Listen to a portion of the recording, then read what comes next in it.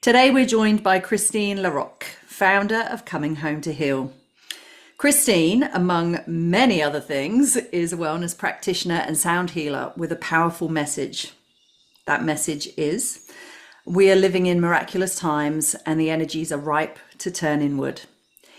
It is a powerful time to remember that you are the medicine. Are you ready? It's time to come home. Welcome, Christine. It's been a long time getting this one organized, hasn't it? It has. I It's think it's so been neat. like a year.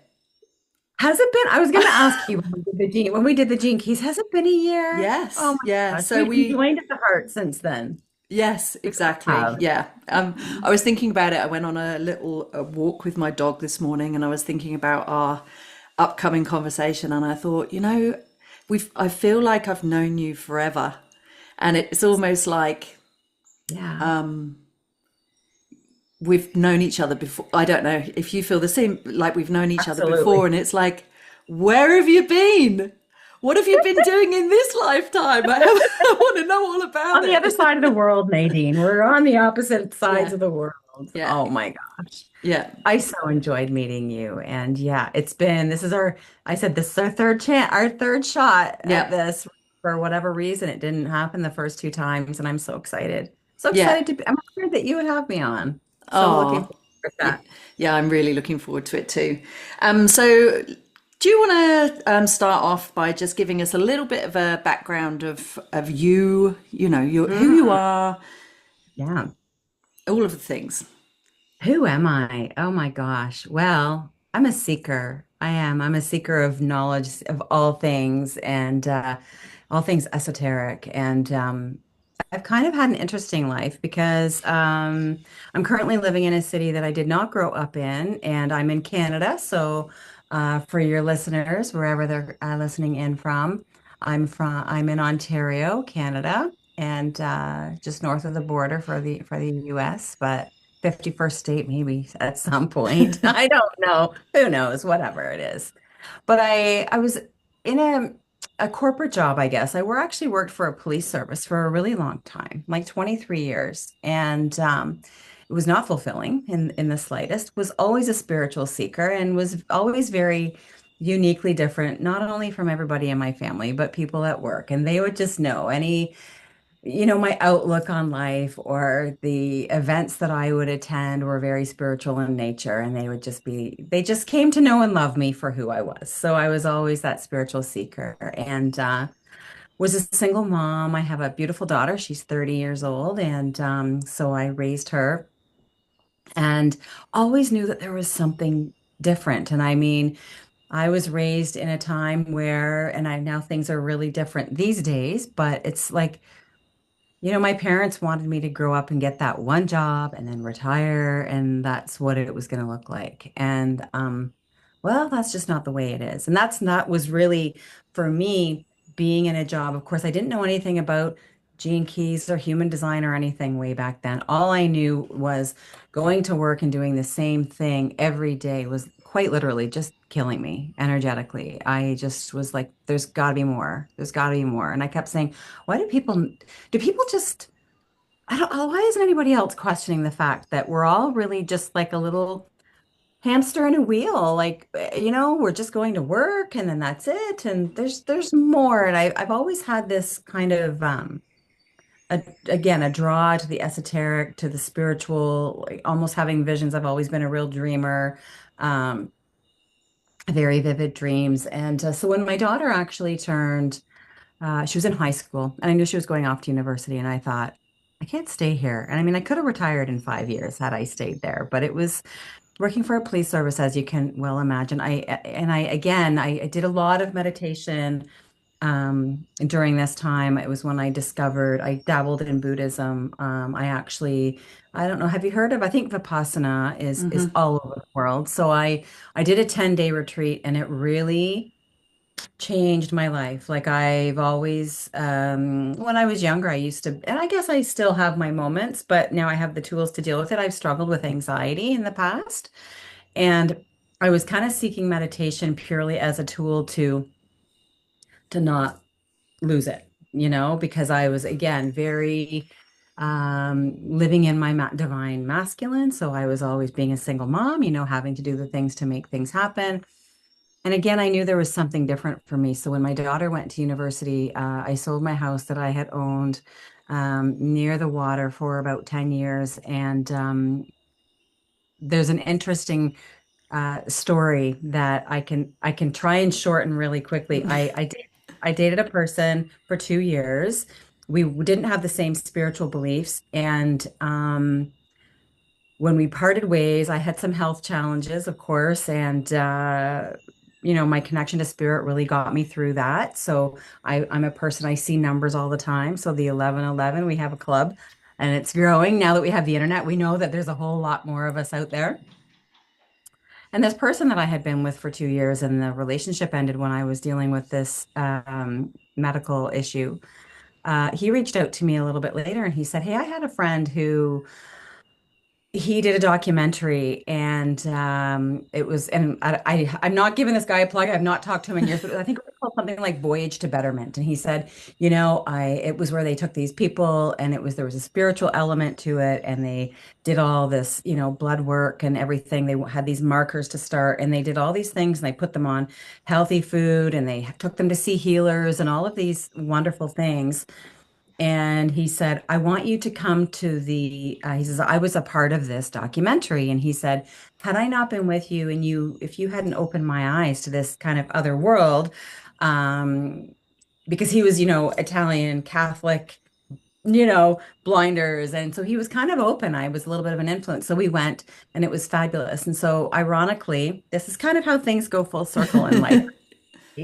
So he said to me, come to the he says, "Come to the screening with me." And then one of the healers, and I had said to him, he had lost his dad when we were together, lots of anger. And so he had seen a healer in a city that I currently live in for the time being, called Guelph. It's near Toronto. So even in the documentary, she's doing energy work with him, and you could see that she was actually over his heart, and she was going at this and pulling up, and you could actually see his shirt move a little. And so he's just like, when I was saying to him, there's some anger that I think you need to kind of clear. And so anyway, the long and short of it is, I thought, I want to go to Guelph. Guelph was about 2 hours outside of my city. And so I made the trek, and I thought, I have to see this lady. I have to see this lady. So I came.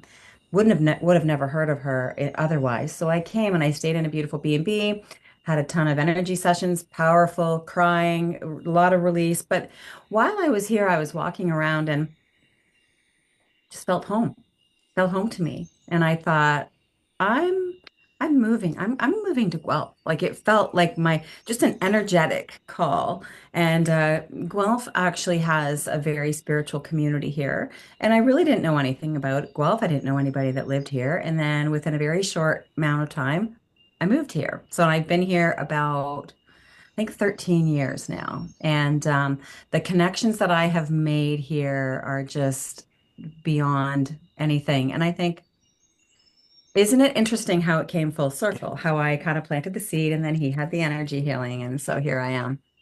So yeah, and then here I am. And since I've been in Guelph, I've really done quite a fast forward, and I've done lots of different things. I've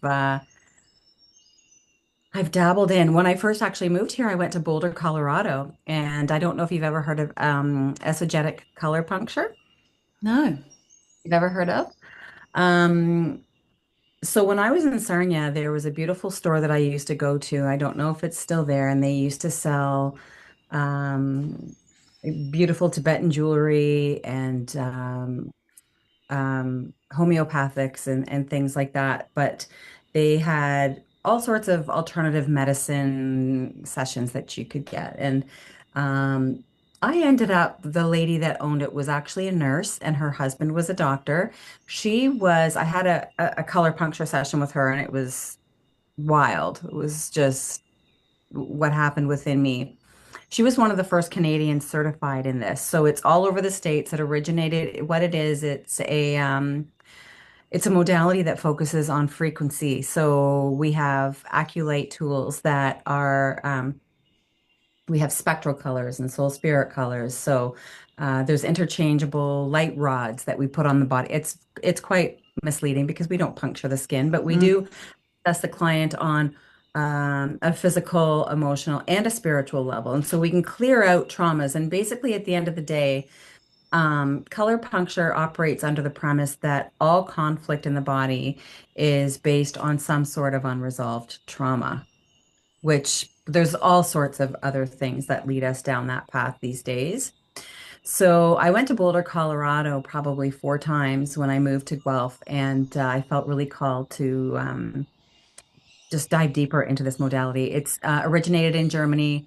The man was a genius, Peter Mandel, that was the founder of this. And if anybody wants to go down a rabbit hole, because there's just not even near enough time in the podcast. So that was one of my first things that I did when I moved here, and it was really fascinating. So, but I've done so many different things. I went back to Vipassana, and again, just why are we here, and what are we meant to do? Just really following that gut instinct, and then learning about human design.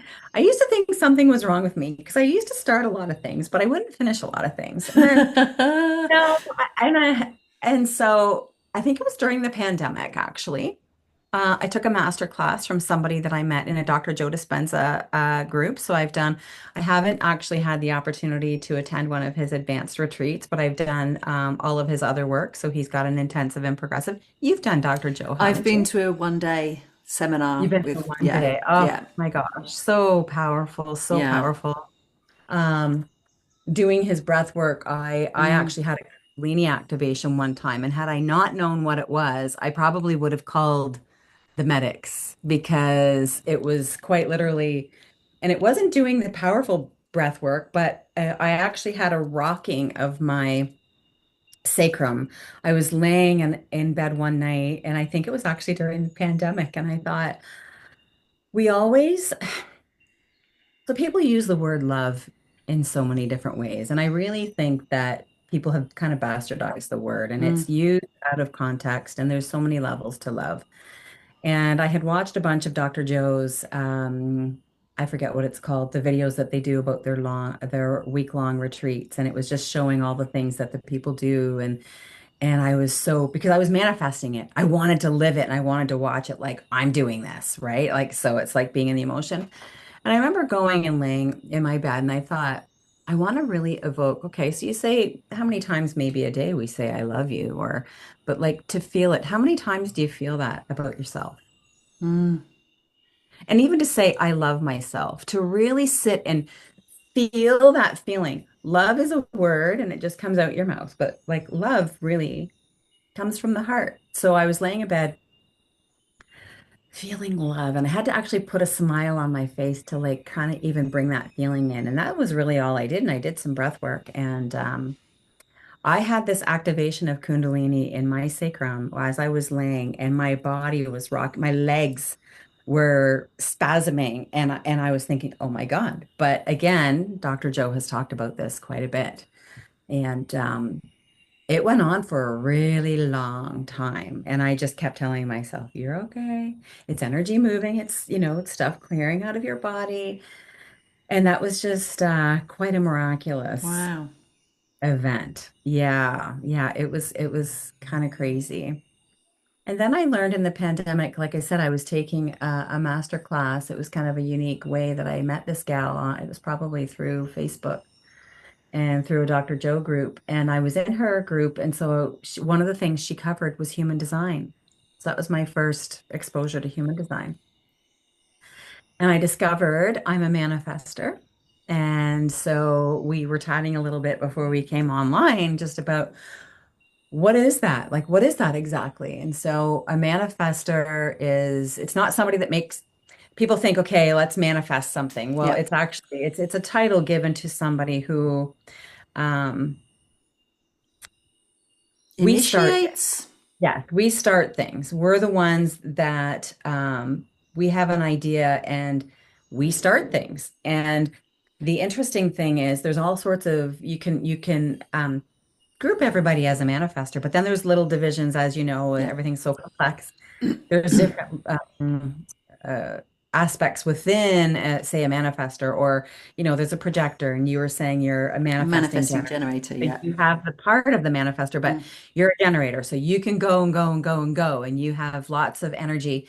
Manifestors, we start things and then we're done.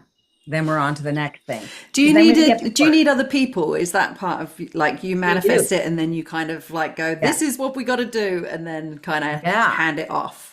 Yeah. And see, Yeah. this is the interesting thing when you're a manifestor, and if you don't know, this is the thing that I think is so beautiful about all these other modalities, shall we call them. Um, they really help you to learn about yourself because I was burning myself out and I was wanting to do everything myself. Mm. Everything, right? Being a single mom, really embodying the masculine, right? Well, nobody's there to do it for me. I'm just going to do it myself, right? So it's like, oh boy, nobody wins. Nobody wins. And so I remember having this epiphany and I remember breaking down when I was speaking with this lovely lady. So I'm a 1-3 manifester. What that means is I'm an investigator, martyr. So 1 is an investigator, 3 is martyr. One, and that is me. I confess, I like information. I'm an information junkie. And so I want all this information, so much information, and there's just so much to learn and all these different things. But what the trick is when you're an investigator, is to not require so much information that you think you need to have everything together before you actually start, because then you just never start. So I'm like, okay, this is great. And 3 is a martyr. So I learned through trial and error. So this is when I look, and my mom will say to me, Chris, you've recreated yourself so many times. I don't even know like what version you know. And it's like so different than anybody in my family because everybody's kind of, got that job and then for the most part have stayed in it. And I could write a book for, all these different things. But as I get older, I've learned to move toward what feels good in my body. And this is another thing that I'm really even learning. I was on a call the other night. I know I'm jumping around, and That's okay. as my beautiful friend would say that I'm actually working in collaboration with right now, she's very much into astrology. And even diving deeper into that has helped me to understand myself. So I'm a Gemini moon and rising. And if anybody knows anything about a Gemini, we're very much in the head. Mm. So we're very analytical. And again, that's a masculine trait. And so that I've been on this journey, I would say the past and I know there's something that, because you mentioned you wanted to talk about it, my trip to Egypt Mm. in November is one of the things that I wanted to embody, is as well as kind of healing some, inner child things that many of us are here to do, is to embody the feminine because I'm a manifestor and I have so much power and I can force a square peg into a round hole. It's like people say, "Man, I'm working with you," and it's like you're already off and doing this thing. And for any of those manifestors out there too, I know one last thing I'll say about human design is working with a team. So I organized a festival Mm. 3 years ago, and again, it's just been such a journey and always learning about myself. And before I talk about the festival too much, we actually used human design as our um, guideline, like our template, so that we can understand each other better and say, okay, well, you're a projector, so you need to be asked, Yeah. what, and the manifesting generator. And so the manifester, which is because I'm already on to the next thing and then the next thing, I have to learn to inform people, Yeah. to inform people. And I think where a lot of people get things maybe misinterpret or whatever, they think that they have to inform people to get their opinion or their approval. And that's not the case. But when you're working with people, it's kind of nice for them to know what the hell are you doing, you know? And we're part of this too, but so it's when you can learn to speak the language and understand who you're working with and what are their strengths and so yeah, it's all just so fascinating. But yeah, the Gemini brain in me can kind of jump from from one topic to another quite effortlessly. So you're pretty good to keep up there, Nadine. I love it. Oh, Yeah, there's nothing linear about a conversation, really, is there? Like no, we can try our no. best, but like, yeah, Wow. it's not unusual to jump around. And I think also Much. there's the interconnectedness of all There things. And you're really obviously is. in a place in the last few years where, like you say, there's things that have come full circle, and so you start to see Yeah. those links Oh my between gosh. like past experiences and what's happening Yeah. now, even though like at the time it doesn't seem Oh, necessarily like it's relevant to yeah. anything. Yeah, and I've had those aha moments. It's like, oh, wow. Now I see why I've done all of these things. And then these skill sets can be used over here. And yeah, it's really just been so, so amazing. And then, of course, Gene Keys Mm. and Richard. God, I'd love to meet Richard. Richard, if you're out there, I know. he's he's just He's on my podcast wish list. Oh, okay. Let's just, manifest that for you. He's just such a, oh my gosh, he's just such a divine light and Mm. his wisdom and his knowledge. And yeah, I absolutely love, love, love the Gene Keys. What was the one that we did The together? Pearl Retreat. The The Pearl. Pearl, yeah. When That was really you entered into magical. the Pearl Retreat, Mm-hmm. how sort of into the Gene Keys were you at that point? And like, had you, because I thought that you had been doing following human design for a long Right, time, right. because you seem to really have embodied those Mm. parts of yourself, and I'd love to talk a bit more Mm. about that. That kind of like Yeah. finding that alignment. But Well, let's start with your Pearl Retreat experience yeah, and yeah. what was going on for you when you did that. So excited to do that. Um, I have loved the Gene Keys for a long time, and I don't even remember how I heard about it. But I have all the books, of course. And when I started, it sucked me in. It sucked me in hard. I always had my nose in that book. And what I love is I got the big book that has all the Mm. 64 keys, but then I got the smaller books that go along with it that, of course, talk to you about whether it's the Venus or the Pearl or what Yeah. have you. And wow, like talk about learning about yourself and just, what and I've kind of been away from it a bit because again, you're pulled in all these different directions because there's so many things, but um yeah, the Pearl retreat was really amazing. I had never done the online retreat and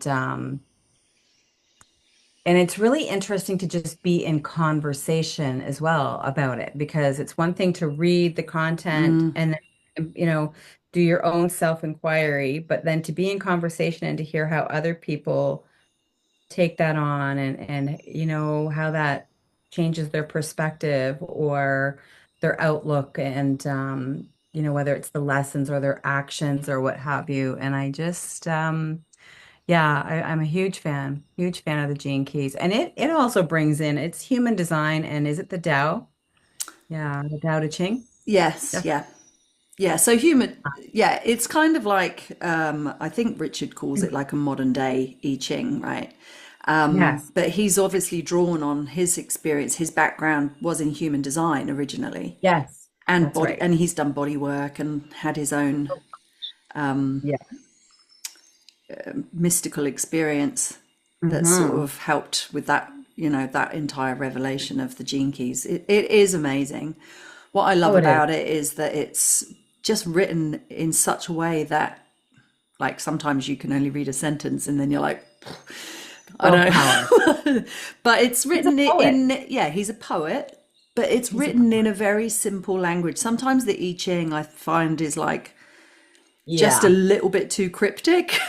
Yes, it's hard to interpret. Yeah, Yeah, where Richard makes it, and he's just, and I get the the weekly keys yeah. delivered to me, and wow, he's just, and the neat thing is, when you look at the three, when you look at the shadow and the Mm, gift and the city, and so for I guess for anybody who's on here who doesn't know about the gene keys, so there are different aspects in our life mm, that.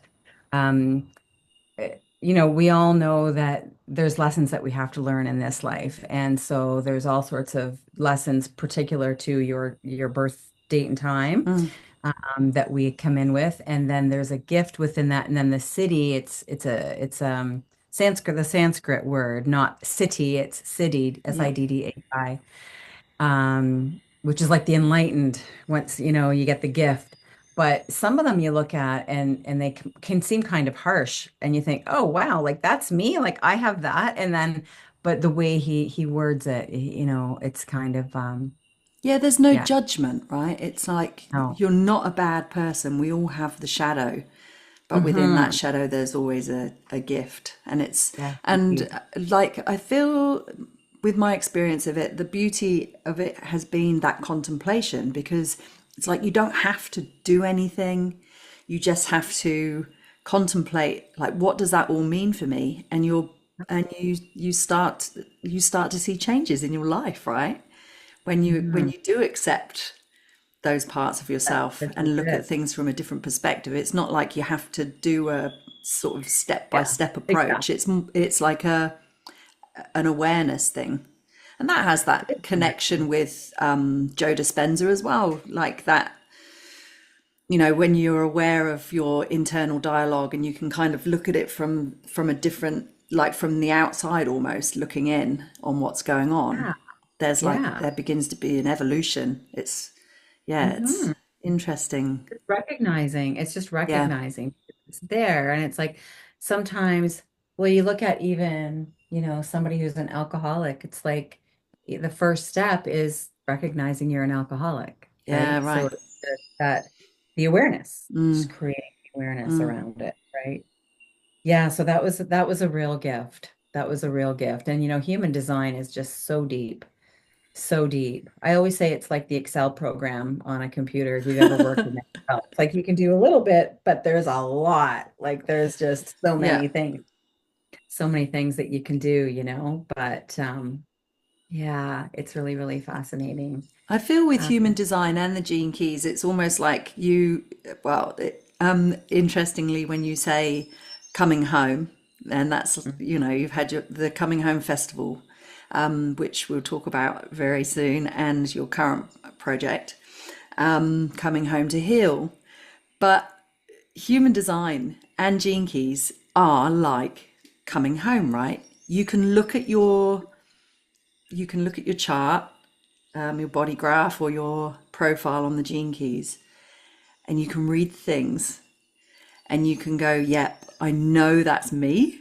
Even if you're not quite living it yet, I know that's me. There's just that coming home feeling. yeah. Ooh, Yeah. Interestingly, that when I started the podcast, I was talking to a friend who's in Canada and she was my first guest. And we were talking about the themes, and it was like journey back to self. And mm, it's really, that coming home, journey back to self. There have, and my at that point in my life, actually, the journey back to self was, I've got two young children. I started late in life, and it was like refinding who I am, redefining who I am, or rediscovering who I am now that I'm a parent and mother. But it's just gone a whole lot deeper in the last you're few still you, but years. now you have these other aspects of you that Yeah, also yeah, in the mix. that you didn't Yeah, even know you yeah. had. Yeah, so it's really interesting. It really is. It really is. Wow. And yeah, that's a unique way to look at it, right? But I think that also the older we get, but the world is waking up Yes, too. yes. So So again, there's that interconnectedness. It's like how much of it is me and how much of it is because of that, like, bigger bigger thing that's going on. Yeah, absolutely. It's just it is so beautiful. I love the way you made that connection with it's like coming home. And it's really interesting because now, after the creation of the festival, I didn't realize, I guess it's like that thing. It's like you want to buy a red car and then, you see all the red cars. But it's like, so you really, I recognize whether it's in music or spiritual readings or whatever. Yeah, coming home. And for me, it just has such a resonance. Like it really does. It's almost like when you say it, it almost makes you stop. For me, it makes me kind of stop in my tracks a little bit. Um, So yeah, I know that we spoke about that initially, and so I guess I can lead into the story of the festival. Sure, And yeah. so the pandemic, of course, that the world is familiar with, and it was like I think it's like the Bible. It's going to be referred to, like people say BC, like before Christ. It's going to be like before COVID. It's like a term. I'm going to coin it, but um, well, because the world is so vastly Vastly different. different. Like, it's just Totally. it woke people up, it created all this division, it did all of these things. So so I'm trying to think how to start because it's so much. When all of that happened, COVID was such a trying time for so many. Um, and for myself, when it happened, summertime came and I've always gone to festivals. I'm such a music lover, and I used to participate. And sometimes I would just attend, and sometimes I would go and offer workshops. And so there was a particular festival in Guelph that it was my lifeblood, and I loved it. And it was a weekend long, and I really looked forward to it. And I'm a hippie. I'm a hippie at heart, and it was just like a big hippie fest. And so I chose to not follow suit and I did not get the vaccine. And a lot of people in my circle didn't either. And I don't care if people did or didn't. It's like getting the flu shot. Like, did you get it? Didn't you get it? But for the first time in my life, in all of our lives, all of a sudden it mattered. It mattered. Has anybody ever asked you before in your life, did you get the flu shot? Did you get this? Like, other than going to school, certain schools demand that you have certain vaccines, but I think that's kind of changing these days. But all of a sudden, I couldn't go, and I because of my Mm. vision, and I thought, wait a second, I what? I was kind of couldn't believe it. So at the end of the day, I'm a rebel, and I just thought, you know what? Well, it really angered me, and I couldn't believe what was happening because this festival that really promoted unity and oneness. And I'm thinking, you're buying into all of it and you're separating people. And it's wrong. It's wrong. So I thought, I'm going to create my own festival. And actually, it came to me in a meditation. I was meditating, and it was just the feeling that I felt. And I remember when I told a couple of friends of mine, and they're like, oh my God, Christine, just the energy of you even talking about it. So I have a lot of musician friends and both, even myself, I've done holistic healing, different modalities, and I also work with sound. I can talk about that after. That's something I really have gotten into more now. But I felt bad too because I thought, okay, so what? I can't go and, offer a workshop, or I can't go and listen to some great music and have food and, support the artisans and things like that. But I have some friends who are musicians or artisans who have beautiful wares, and they were literally cut off at the knees because they couldn't go either because of their decision. And I thought, that's not cool. So I kind of did it as a bit of a knee-jerk reaction to what I thought was a bad situation. Well, it was a bad situation. And so that's how coming home evolved. And your status didn't matter. And people at that time, I mean, we're humans and we are here. We need human connection. Mm. We need that. We need that so much. And we needed it even more then. So yeah, the festival was born, and it was beautiful. And it was a lot of work. It was a lot of work. And in your mind, you think, okay, we'll have a few hundred people and we'll do this and um, but of course it's not a one-man show. And so I had some amazing people step up. And so the first year was, I didn't know how to book a band. I didn't know how to do anything. I'm like, okay. And so the first year it felt like it was in August, and my birthday is August 1st. And it was for me, I remember being there when it was actually happening. And I thought, oh my God, this feels like a big birthday party for me because it was just this culmination of beautiful people. And there's some lovely landowners. So I play African drum, I play djembe, Okay. and I've taken it for many years and I love it. And it's medicine in and of itself. When you play the drum, it changes your it changes your DNA. It really just changes you on a cellular level. And so we were having illegal gatherings at this beautiful property. These landowners had stewarded the land for over 25 years, and it was glorious. And it was on a cedar. They had a big, beautiful hill, and they had a pond, and then they had a cedar forest with a river running through it. Wow. Like it really was just, it was heaven. So anyway, yeah, I asked these people who had become friends, and I wouldn't have met them if it wasn't for the pandemic and like illegal gatherings. So I just kind of it was kind of cool. And so we did that for 3 years. The first year was, like I said, more of the knee-jerk reaction, but then it was like, okay, what does this want to be? Because as with anything, everything grows. We grow. It's, even on Earth, everything is always expanding and retracting. And so it kind of wanted to be something a little different. So over the years, it really evolved to just be a healing festival. And so we ended up actually coining it a 3-day music and wellness festival. And we made an impact, and it was small, like it was intimate, it was grassroots, it was just maybe 200 people. And but the second year, I the emails that I got from people, bands that had heard about the festival that wanted to come and play, and that continues to this day.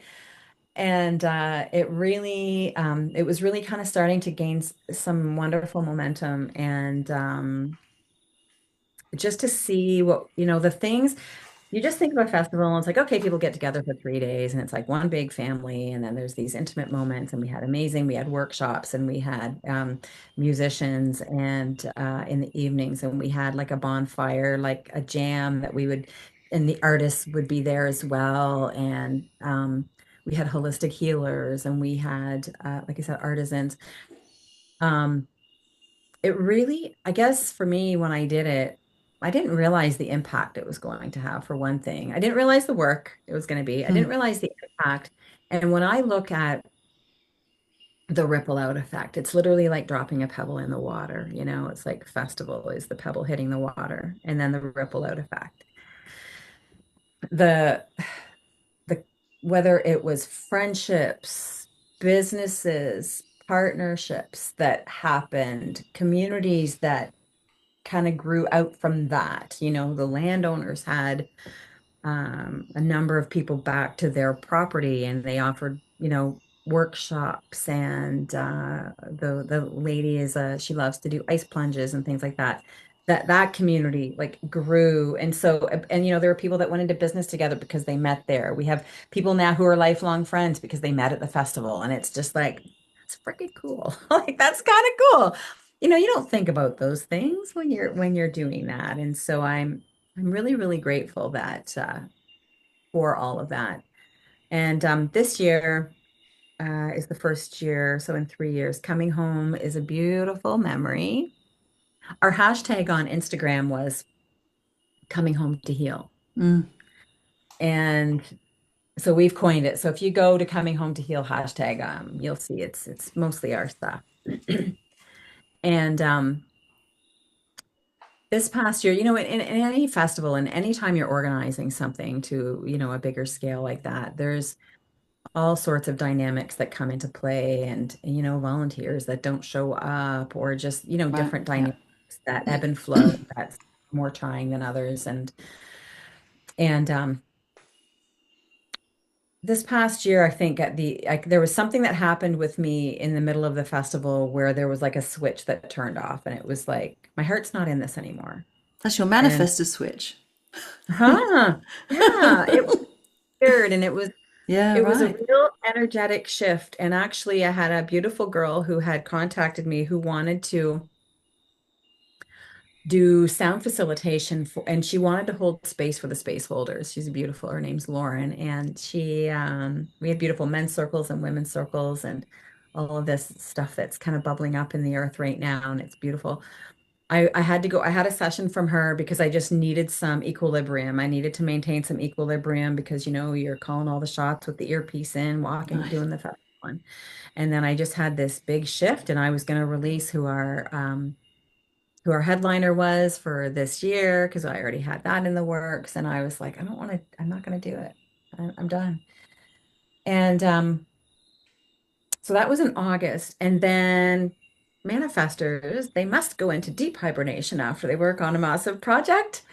Our manifestor energy is very cyclical. So we Mm, have highs and lows. We're not an engine that we can kind of keep going like those generators. And so I've learned over the past couple of years that, and you're on, I mean, you're talking, I'll speak in first person. I'm talking to all of these people all the time, leading up and afterwards, and then closing out everything. And I really hermit. I hermited quite, and I just respected and see again, I learned through these practices that this is normal.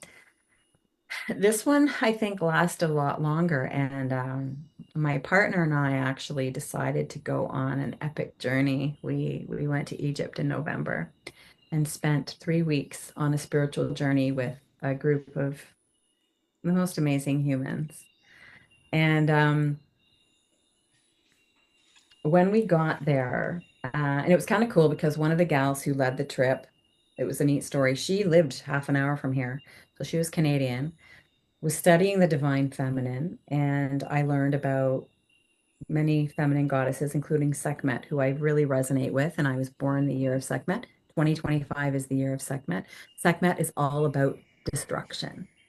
So, yeah, she's powerful. She's powerful. She's the one with the cat head, right? okay. Not the Sphinx, but so this gal, she went to Egypt to learn more about Sekhmet, and when she was there, she actually met a fella who was actually doing tours. He's Egyptian, and he was doing a sounding in one of the chambers, and they had a remembering of one another, and like within days or weeks, they were like married. And anyway, so they come together. She's an astrologer, and he's an Egyptologist, and his grandfather was a very famous Egyptologist. So they were running this spiritual retreat.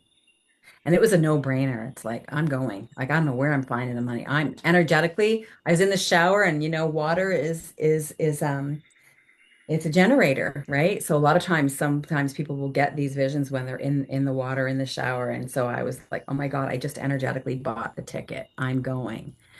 And so my partner ended up, I think with my excitement, he was later on, he's like, I think I want to go too. And he's new to all of the Okay.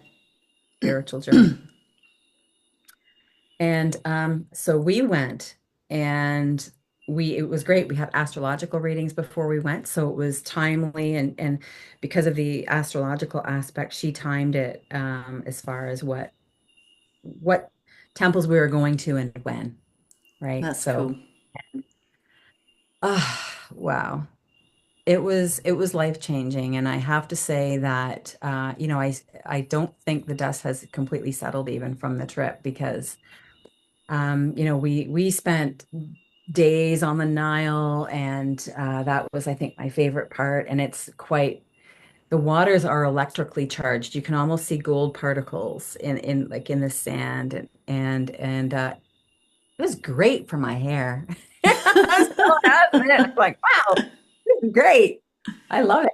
Um, but wow, we went to these temples, and the King's Chamber. I think we had a private viewing in the King's Chamber in the Great Pyramid, and we were there at 3 in the morning. And so it had this feeling, even going at 3 in the morning, right? And the way that the pyramids were built, um, were up there, and we were even told because you have to climb these very, very narrow, staircases all the way up, up, up, up, up. And they're a generator. They're aligned with Orion's belt and the three stars that form the belt. And when we're up there, it's cool up there, but it's generating your body heat because how they explained it is it creates a 0 point axis the way that it's built and where it is. So your body is just hot from the inside out. And Wow. it's rather interesting. And I'll backtrack a little bit. When we first landed, I was fortunate enough, this fella who is the Egyptologist, his aunt is a very, very powerful healer. So I learned an alternative healing modality. There was, I think, three or four of us who spent 3 full days downtown.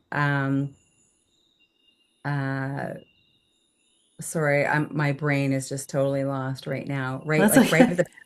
right at the pyramids. So we could almost touch the pyramids when we were downtown Cairo. Sorry, Cairo. Cairo, because I was thinking Giza as the plateau. Um, and I remember just getting there, getting off the plane and thinking, hell am I? I'm sitting and I can almost touch it. And the energy, I remember the gal saying to me before we went, she said, just so if you're in, yeah, she says, I already know you're very in tune with energy when you get to Egypt. She says, you have to be very intentional with your energy.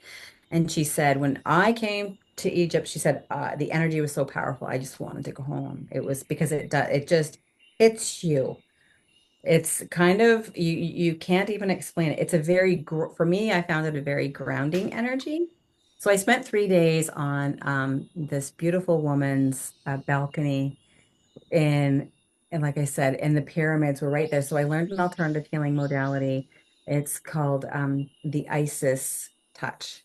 And it's like bio touch. It's like and it's where you use the two fingers. Okay.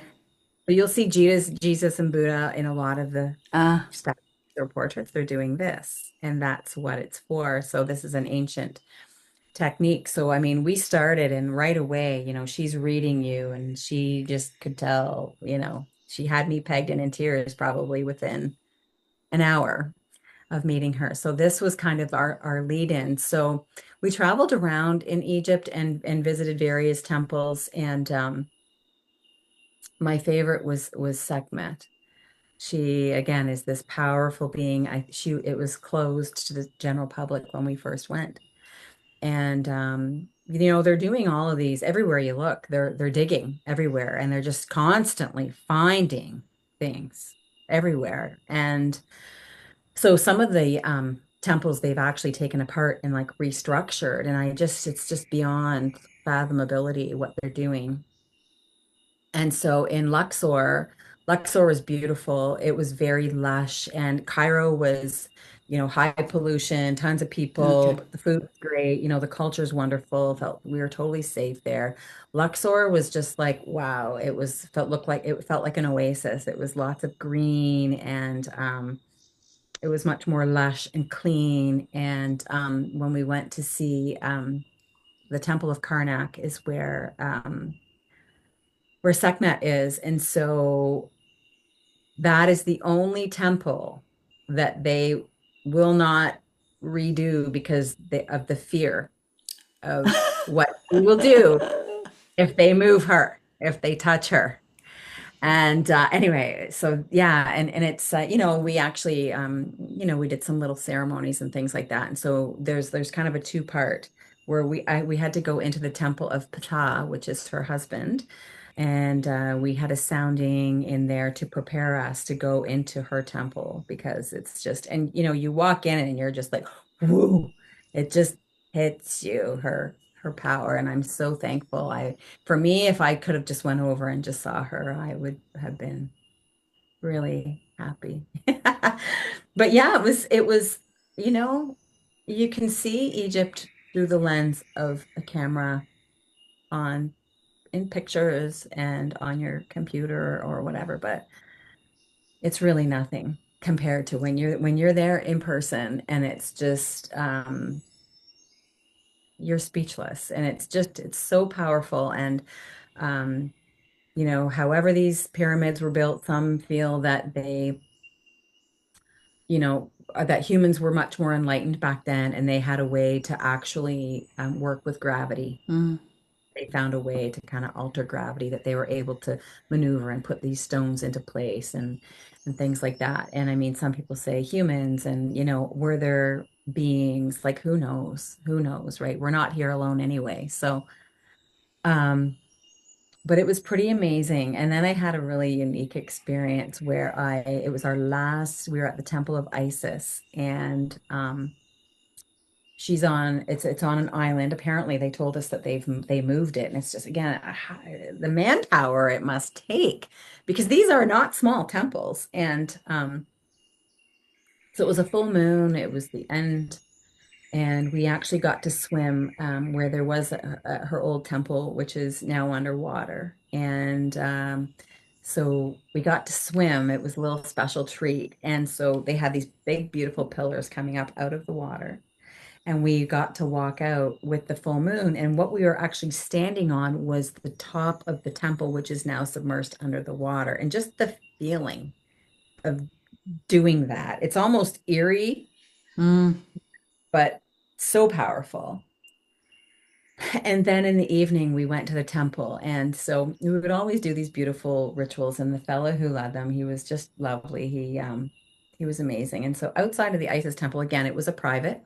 So we go to the island, and there was a big rock outside. And inside of each temple, I think it's each temple, they call it the Holy of Holies. So if you look at the opening of a temple and you'll see doors, and then you'll see the doors go smaller and smaller, Okay. kind of, that's the Holy of Holies. It's like the power center of the temple. And that's where a lot of the rituals and things took place. We went to the temple of Isis, and we laid and did some breath work individually on this stone. And then we went inside individually. So we had to be taken by the arm because it's pitch black.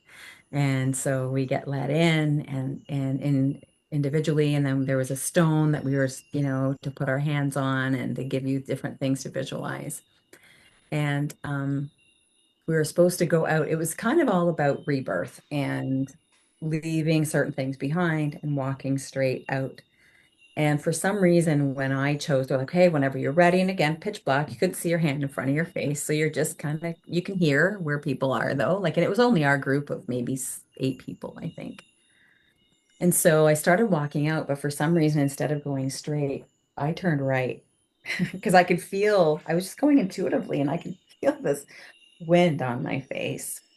And I went out there and the moon was out there. So I laid out there and I was just in this beautiful space. But then after a while, I thought, where is everybody? Where's the rest of my group? Where are they? And so I kind of, and I'm barefoot, you don't have your cell phones. And we all we wanted the ground on like every temple we went in, we were barefoot. So I've got no shoes, no cell phone. I am on this island, at this massive temple in the dark. But I mean, the moonlight is there. And so I kind of go walking into the temple and I'm going, hello, team. I'm thinking, where are you? So anyway, I started having a moment and in my mind I'm thinking, am I being punished? Because energetically you start thinking, what's on are things getting leveled out here? But anyway, I found my group. I ended up walking around behind the temple and around. And so we had free time after our rebirth, so to speak. And they saw me, but thought that I was on free time. They thought that I had already made it through. Uh, And then I thought, oh, you know what? I mean, when am I going to come to Egypt again? Like we had done these methodically and intuitively in a certain order, in a certain fashion. And I thought, so I said to one of the guides, I said, so obviously I went out the wrong door. Can you take me back in so I can do it right? So he brought me in again into the dark by myself. Like, what a cool experience. But it was eerie, yet it felt like home. Like I have to say. And then I finally, and I did it right. I did what I was, intentionally supposed to do. And I walked straight out instead of going to the side. See, this is me, eh? I got to take the scenic route. And when I walked straight out, it was breathtaking. It was, you had the moonlight and you're in this big open courtyard and there's these big, massive pillars running down the sides. And so again, it was like almost like being literally rebirth, like, so yeah, it was quite an experience. And we were saying to our group when we were over there, how do we answer when people say, "How was your trip?" Because it doesn't even, it's not a trip. It was quite literally, it was a journey, a soulful journey. Yeah, so it was, Wow. yeah, and I mean, and then I came home and like life quite literally kicked me in the ass. Like, and I knew that. I knew the girl who was running the trip. She said, "You're going to go home to a lot." And, I had a friend who I have a lot of spiritual friends. And my friend said, "Well, you don't expect to go and visit a sacred land like that and be in front of these, powerful beings and in these powerful centers and expect to go home and have your life be the same. And why would you want Mm. it to be the same? Why would we do these crazy things?" So yeah, it's really powerful. And the neat thing is, which will lead into, I guess, what I'm doing now, the very first sounding I received was at the Temple of Tea in Saqqara. And I had no idea what to expect. I've done sounding lots, lots and lots. Again, a spiritual community here and holding space because that kind of thing can really move energy for people. And you need people to be able to hold space and let them know they're okay. And I've done lots of that and facilitated, but in there there was a certain space where the divine feminine used to go and do ceremonies. And so Hakeem had me just come and stand in this particular spot. And he sang over my abdomen, like over my womb area and my heart. And there was a fella, I think it was Tom Kenyon years ago, who used to sing and like almost channel the Hathors. And that's what it sounded like to me. It was this, again, it was almost an eerie but familiar sound. And when he was singing, and I guess if you've ever had energy work done, if I ever have energy work done, and I know I have energy moving through me, Mm. my eyes, if my eyes are closed, my eyes will kind of flicker. And I remember doing that, and all of a sudden I just had all this rush of emotion and I was crying. And and when I opened my eyes, the lights went out in the temple while he was doing that over my center. And it's like that I felt like I was home. It felt so familiar. It was not the first time I was in that temple. I know that for a fact. And it wasn't the first time. It was almost like he was channeling beings, right?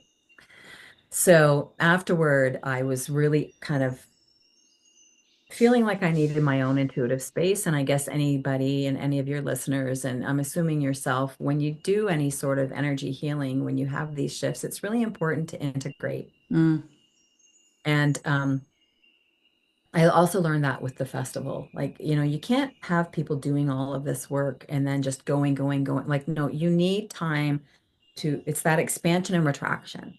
Like, you need to take that time to come back to yourself and just sit and just be and kind of maybe even do some contemplation, right? Or just sit. So I was kind of feeling really separate from the group after that happened because I was just like, what the hell just happened?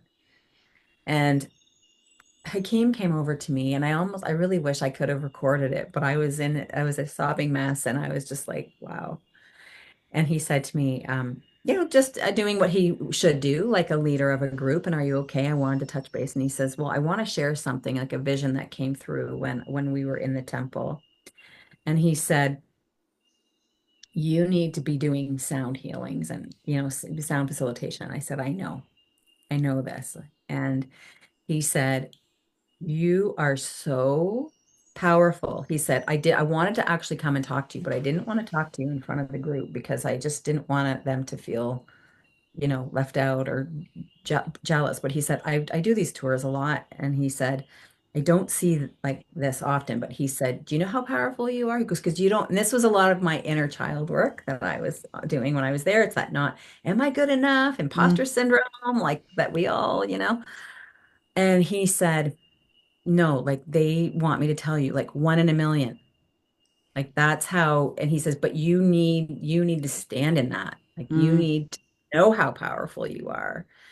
And it was just, I just lost it. So that was how I started after learning this healing modality with his aunt, having this boom. And then I ended it with being left alone at this temple. And so you can't, yeah, you can't even imagine like what Mm. all of that was like. And so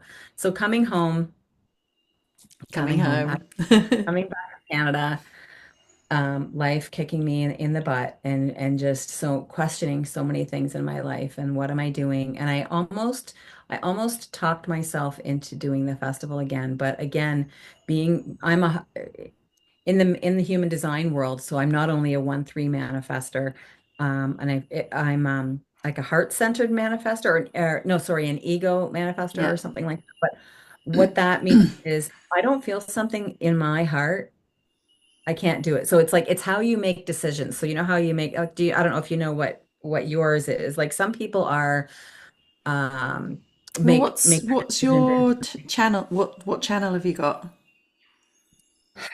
I just remember that I'm an ego centered or something like that. And I remember when I went down the rabbit hole of it, it was like so it's how you make decisions. And some people, Mm. depending on what your numbers are in the human design world, make decisions right away, and some need to have certain facts. Well, Uh-huh. how I operate is I need to feel it in Oh, me. yes, yes, yes. So it's like Yeah. you can Yeah. have an emotional manifester that needs to kind of wait. Yeah. Yeah. Yeah. Yeah. Do you Or know you what can you have are? splenic. I'm emotional. Yeah. So I've got the Yeah. solar plexus Oh, center. so you have to feel it in your gut. Is that the Yeah. thing? Like Yeah. that gut intuition? Yeah. Yeah. I So have to wait. So I like might be really excited about oh, something today, yes. but like, and go, yeah, yeah, definitely, I'm going to do it. And then tomorrow go, Yeah. oh, I don't actually want to do that. So I kind of have to wait until I'm not in a real high or a real low. Oh, see, But I that's love the this. emotional. Yeah. Yeah, like when Yeah. you can learn these things about, everyone and about ourselves, it just Mm. helps us move forward. And so now I'm so excited because I actually started a website before we went to Egypt, and I was like, oh, I don't know, I think I want to go this route, but I don't know.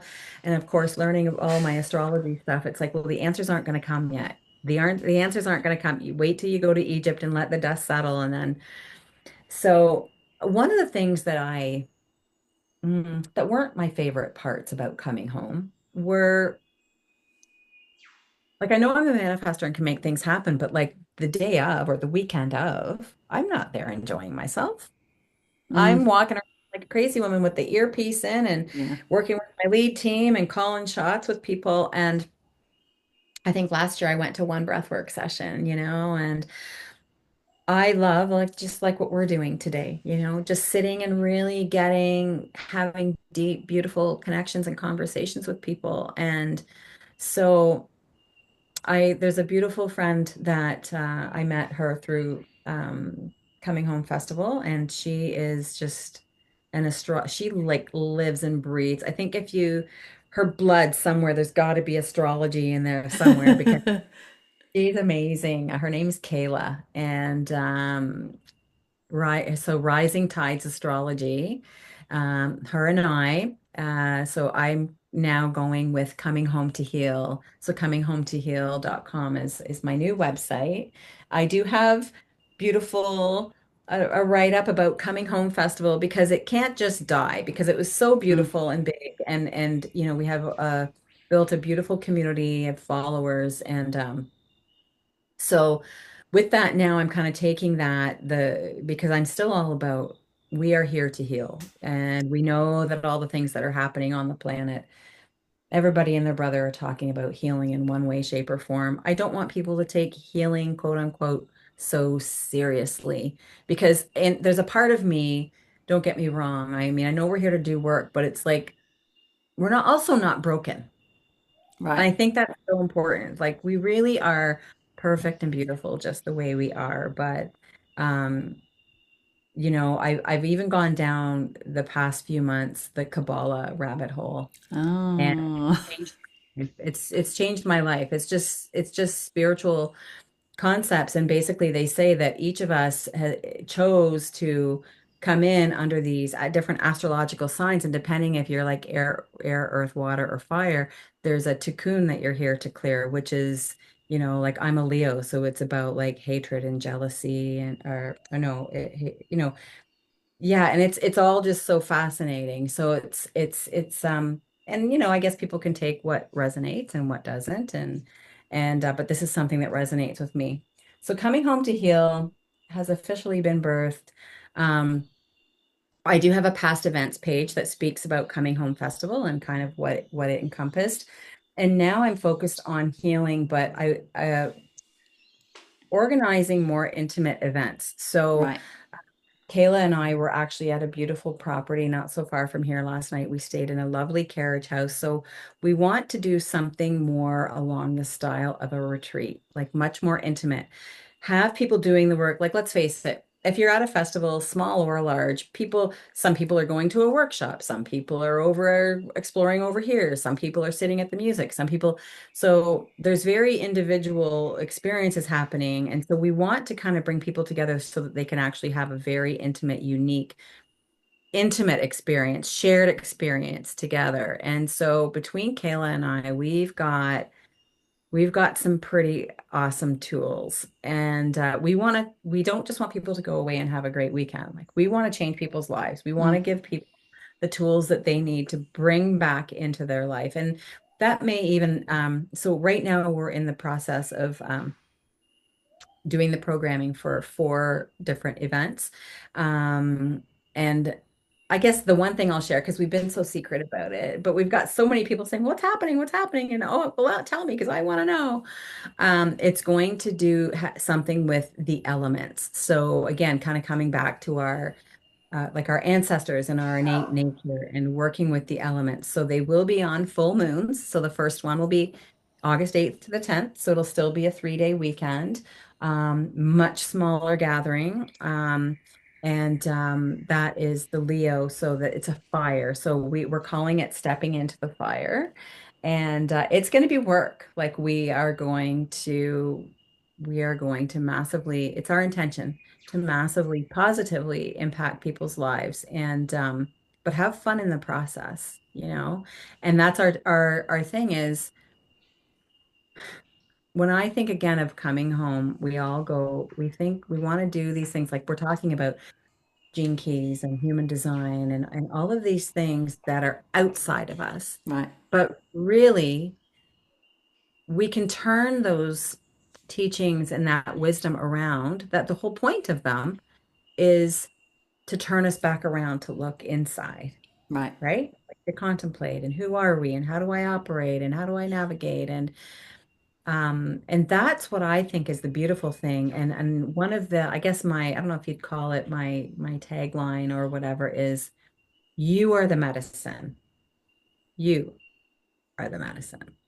And same thing with sound, which is something that I do as well. And sound baths and I use the voice and singing bowls and a gong and a spirit drum and a shruti and all the tools and um that kind of goes inside. And so for someone to actually create that opportunity for themselves where they would go and receive, because we're always doing for others. And so that's why I love the sound healing because it is so powerful. No words needed. Not one word. Yeah. Not one insight or contemplation. Just receive and let the music go inside. And same thing, our ancestors, anytime that they did, there was a rite of passage or there was something special in the life, there was always sound, whether it was drumming or chanting and again, I feel like we've just lost so much of this that is such powerful medicine. And so we're going to work with the elements. And like I said, starting with fire. And then, of course, in November, it'll be water. And then we'll move into air and then finally earth.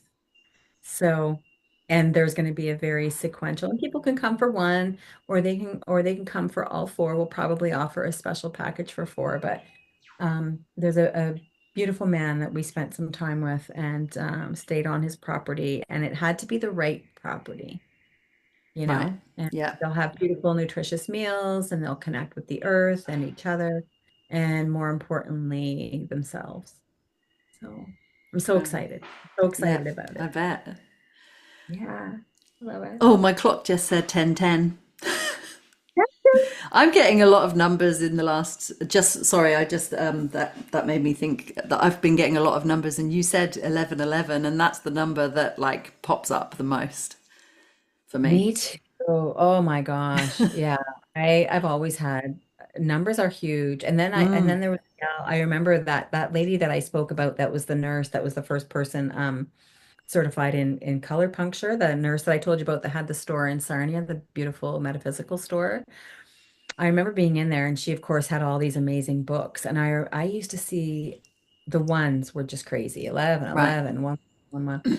And it was this book and it had on the front of it 1111. And I just remember picking it up and I looked over at her and I looked at the book again and she goes, "You see ones too?" And I went, "Yeah." And of course, again, there wasn't a whole internet back then.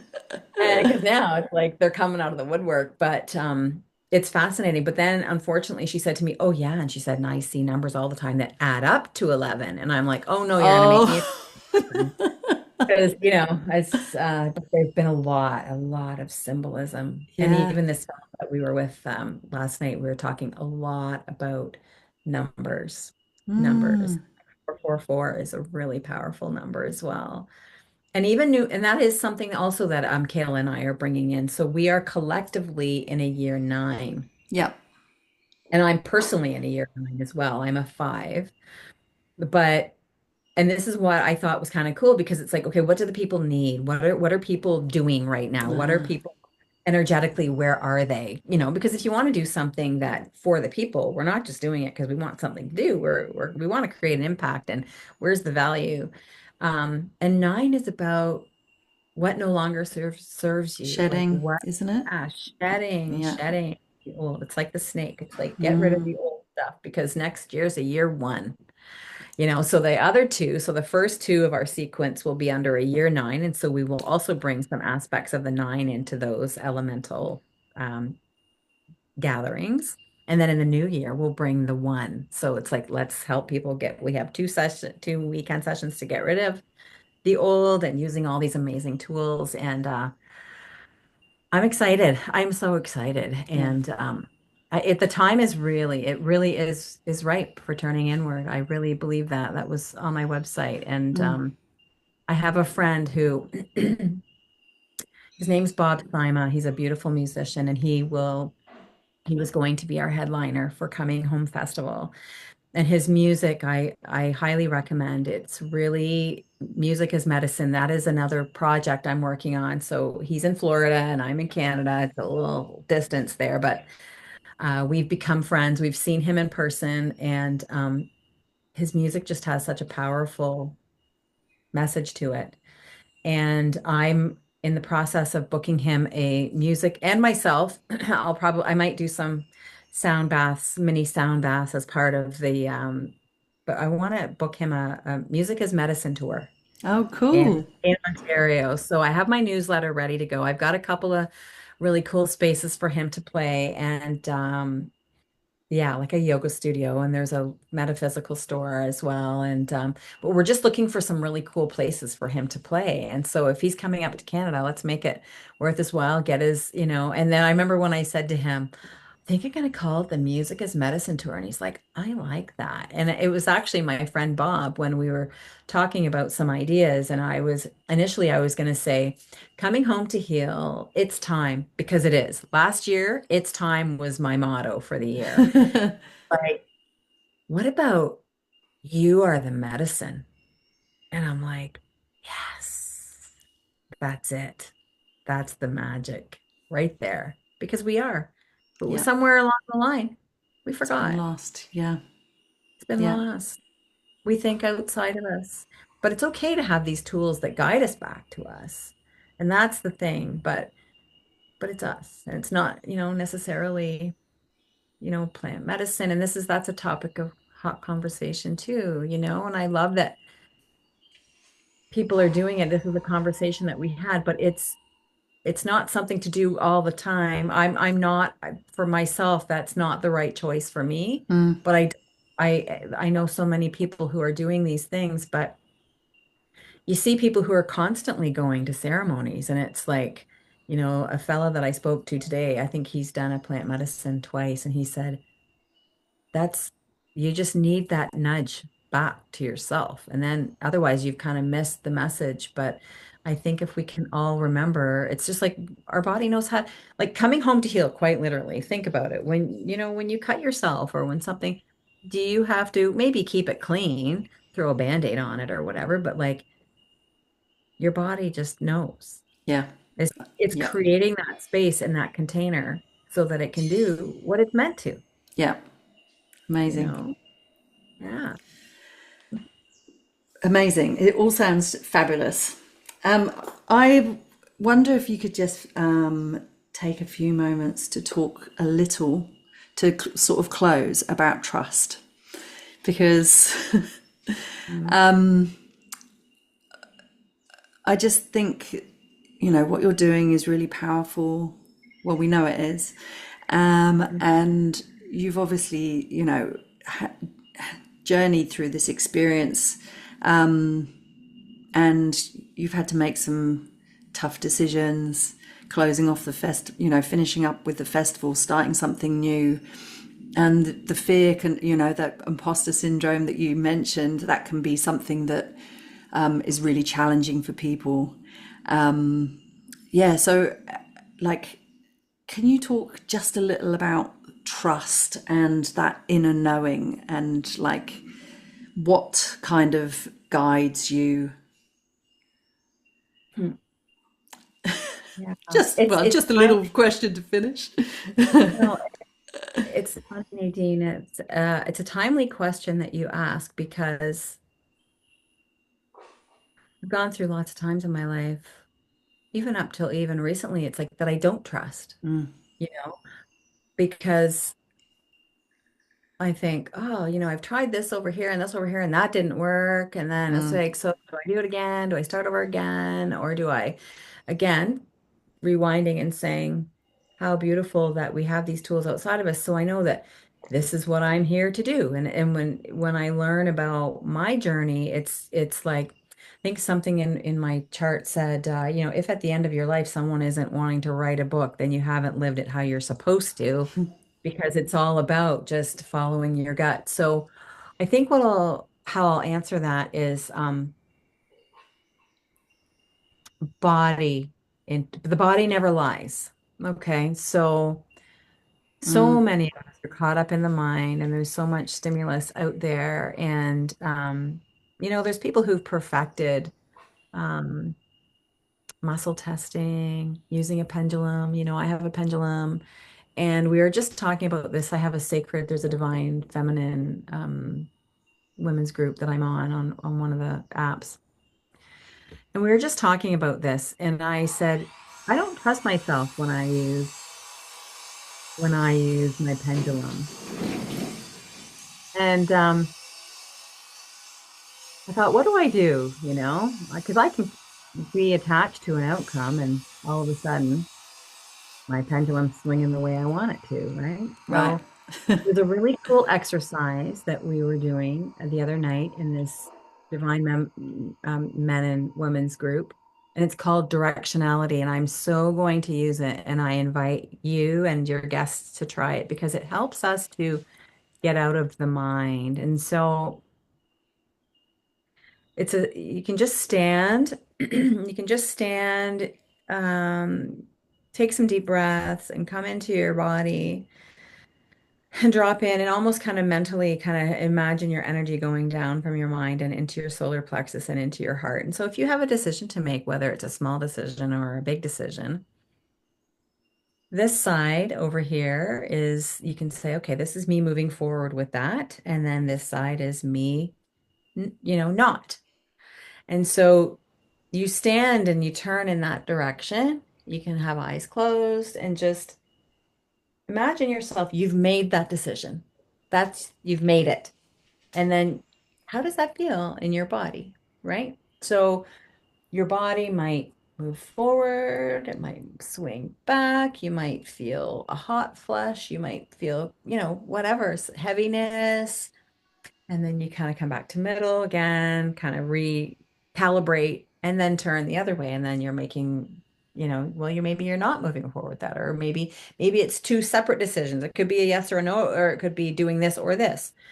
So doing that, and I've done it a couple of times, and it works. Okay. And it's a really neat way. They say to people, well, you can take this vitamin supplement and hold it up against you, and then, you'll feel it. And it's like, no, for me personally, I'm too much of a person that's up in my head. I need a different tool. Mm, And this is something that's been introduced to me just recently. And like I said, and I'm not sure where it came from, but I've done it already a couple of times, and a couple of other people were saying, yeah, it really works. And I think once you start doing those things, because our body is always, always talking to us, yeah. and we just don't listen. And that's where, health things come up. It's like, psst, psst, right? And then it's like, and then it's like, bam, Bang. like you're not listening. And so, yeah, and I think it's just making that a conscious choice. And even, maybe even when you wake up in the morning, and I'm going to, again, go back to first person. Like when I wake up in the morning, um, I want to be in the habit now of saying, hello, body, you know, thank you. Thank you. Like we so take our bodies for granted. Totally. Yeah. Oh, unless we have something happen and we think, oh man, I wish I would have been, it takes being sick or having something, and just say, yeah, I'm going to listen to you today. And, it's like you look at that bag of potato chips and you think, man, I'm going to eat that. And then your body's going, You know what happens when you eat that stuff or whatever. And then you do. And it's just like, so you can stay like that little hamster in the wheel, or you can try something new. And I invite you to try the directionality Great. little, yeah. Amazing. That's a great tip. And if you do, let me know if it works. Yeah, cool. It's interesting you said that because I had a guest on. I can't remember who it was, but they were talking about that. Yeah, if you're making a decision and the directionality, like feeling it in your body, kind of connects with that. If you're making a decision and your head starts going chatter, chatter, chatter, chatter, chatter, you're not going to make the right decision. You need to feel it. No, You need to feel you it in have your to feel body. it. Yeah. How does Yeah, it feel? exactly. Yeah. Exactly. How does it feel? Not rationalizing it away up here. Should I, It's shouldn't really, I? Yeah. When that's going yeah. on, it's like not the truth, basically. Hmm. Yeah. And eventually, I think that trust will just, maybe you don't need to do that Mm, directionality thing. After you do it for a bit and you're like, oh, okay, so this is where I'm feeling it in my body. yeah. And Yeah. then maybe then you just learn to do that without actually standing and doing the actual physical Mm, exercise. You'll be like, oh, there's that feeling in my body again, or right. yeah. So we got this. We got it. But it's a journey, right? There are layers and layers. It's peeling the onion. It's Yeah. peeling the onion. Yeah. And you peel the onion and then you go, oh shit, I didn't know that was in there Yeah. too. Yeah. So, but it's just Oh, learning. that's what that was all about. Exactly. Oh my gosh, so amazing. I'm so thankful. Oh, thank you so much I, for joining me. I'm so glad that we finally got our chance I to have a know. good chat. Me too. Me too. Yeah. So yeah, if anybody's interested in kind of what I'm Yeah. doing, we are on social media Coming Home to Heal, and the website's comingHomeToHeal.com. And who knows, what will evolve, but Mm, really it's just all-encompassing coming home to heal, and that can take many shapes and forms. And so who knows what amazing. these collaborations will turn into. Yeah, exactly. I wish you all the best of luck. Thank you so much for joining me. It's been Thank you, Nate. wonderful. Right back at you. Blessings to you. Bye.